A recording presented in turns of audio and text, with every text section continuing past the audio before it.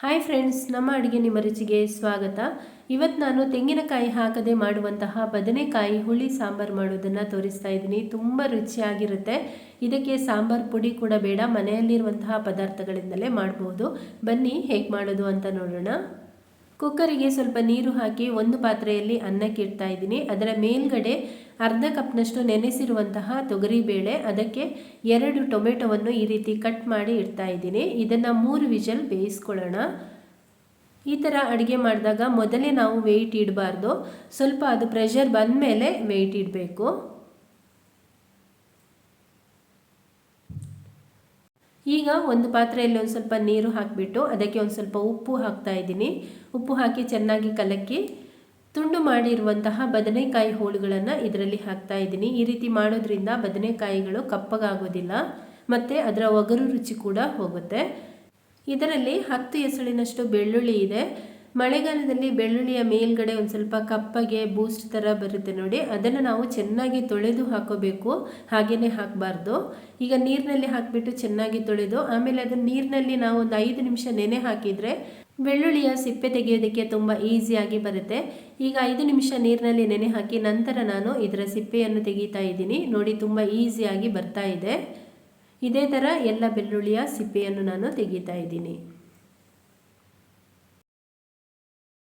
ತುಂಬ ಜಾಸ್ತಿ ಅಡುಗೆ ಮಾಡುವಾಗ ನೀವು ಈ ರೀತಿ ಮಾಡ್ಕೊಳ್ಬೋದು, ತುಂಬ ಬೇಗ ಆಗುತ್ತೆ. ನೋಡಿ ಎಷ್ಟು ಚೆನ್ನಾಗಿ ಬಂತು. ಈಗ ಸಾರು ಮಾಡುವ ಪಾತ್ರೆಯನ್ನು ಒಲೆ ಮೇಲೆ ಇಟ್ಟಿದ್ದೀನಿ. ಅದಕ್ಕೆ 3 ಸ್ಪೂನ್ನಷ್ಟು ಎಣ್ಣೆ ಹಾಕ್ಕೊಳ್ತಾ ಇದ್ದೀನಿ. ಎಣ್ಣೆ ಬಿಸಿ ಆದಮೇಲೆ ಇದಕ್ಕೆ ಅರ್ಧ ಸ್ಪೂನ್ ಸಾಸಿವೆ ಹಾಕ್ಕೊಳ್ತಾ ಇದ್ದೀನಿ. ಸಾಸಿವೆ ಚಟಪಟ ಅಂತ ಆದಮೇಲೆ ಇದಕ್ಕೆ ಬೆಳ್ಳುಳ್ಳಿ ಎಸಳನ್ನು ಜಜ್ಜಿ ಹಾಕ್ಕೊಳ್ತಾ ಇದ್ದೀನಿ. ಒಗ್ಗರಣೆಗೆ ಬೆಳ್ಳುಳ್ಳಿಯನ್ನು ಜಜ್ಜಿ ಹಾಕ್ಕೋಬೇಕು ಯಾವಾಗಲೂ. ನಂತರ 1 ಒಣಮೆಣಸಿನಕಾಯಿಯನ್ನು ತುಂಡು ಮಾಡಿ ಹಾಕ್ಕೊಂಡಿದ್ದೀನಿ. ಈಗ ಬೆಳ್ಳುಳ್ಳಿ ಇದರಲ್ಲಿ ಚೆನ್ನಾಗಿ ಫ್ರೈ ಆಗಬೇಕು. ಬೆಳ್ಳುಳ್ಳಿ ಫ್ರೈ ಆದಮೇಲೆ ಸ್ವಲ್ಪ ಕರಿಬೇವು, 1 ಸಣ್ಣ ಈರುಳ್ಳಿಯನ್ನು ಸಣ್ಣದಾಗಿ ಹೆಚ್ಚಿ ಹಾಕಿದ್ದೀನಿ. ಇದನ್ನು ಕೂಡ ಒಂದು ಸ್ವಲ್ಪ ಹುರಿದುಕೊಳ್ಳೋಣ. ಸ್ವಲ್ಪ ಹುರಿದಾದ್ಮೇಲೆ 1 ಸ್ಪೂನ್ನಷ್ಟು ತೆಂಗಿನ ತುರಿಯನ್ನು ಹಾಕಿ ಹುರಿತಾ ಇದ್ದೀನಿ. ಇದು ಆಪ್ಷನಲ್ಲು, ನೀವು ಬೇಕಾದರೆ ಹಾಕಿ, ಇಲ್ಲಾಂದರೆ ಸ್ಕಿಪ್ ಮಾಡ್ಕೋಬೋದು. ಇವಿಷ್ಟು ಆದಮೇಲೆ ಇದಕ್ಕೆ ಅರ್ಧ ಟೀ ಸ್ಪೂನ್ ಅರಿಶಿನ ಪುಡಿ, 1.5 ಟೀ ಸ್ಪೂನ್ನಷ್ಟು ಧನಿಯಾ ಪುಡಿ, ಜೀರಿಗೆ ಪುಡಿ ಇದ್ದರೆ ಅದನ್ನು ಹಾಕ್ಕೊಳ್ಬೋದು, 1.5 ಟೀ ಸ್ಪೂನ್ನಷ್ಟು ಮೆಣಸಿನ ಪುಡಿ ಹಾಕ್ಕೊಳ್ತಾ ಇದ್ದೀನಿ. ಇದು ಸ್ವಲ್ಪ ಖಾರ ಜಾಸ್ತಿ ಇದೆ, ನಿಮಗೆ ಖಾರ ಕಮ್ಮಿ ಅಂತಿದ್ರೆ ಇನ್ನೂ ಸ್ವಲ್ಪ ಜಾಸ್ತಿ ಹಾಕೋಬೋದು.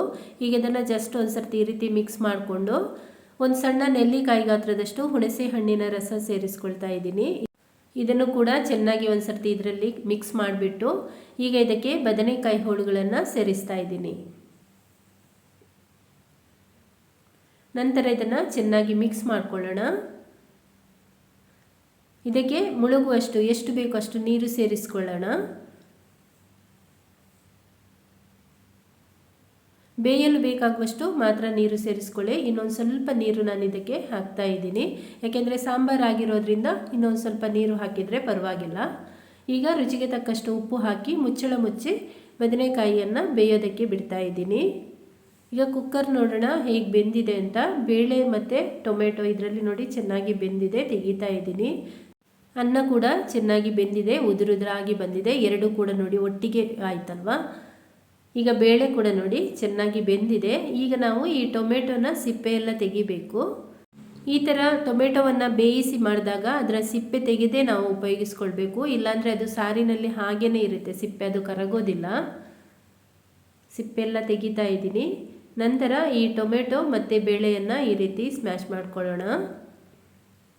ಚೆನ್ನಾಗಿ ಬೆಂದಿದೆ ಇದು, ಆದ್ರೂ ಒಂದು ಸರ್ತಿ ಈ ಥರ ಚೆನ್ನಾಗಿ ಇದು ಮಾಡಿ ಹಾಕಿಬಿಟ್ರೆ ತುಂಬ ಚೆನ್ನಾಗಿ ಬರುತ್ತೆ.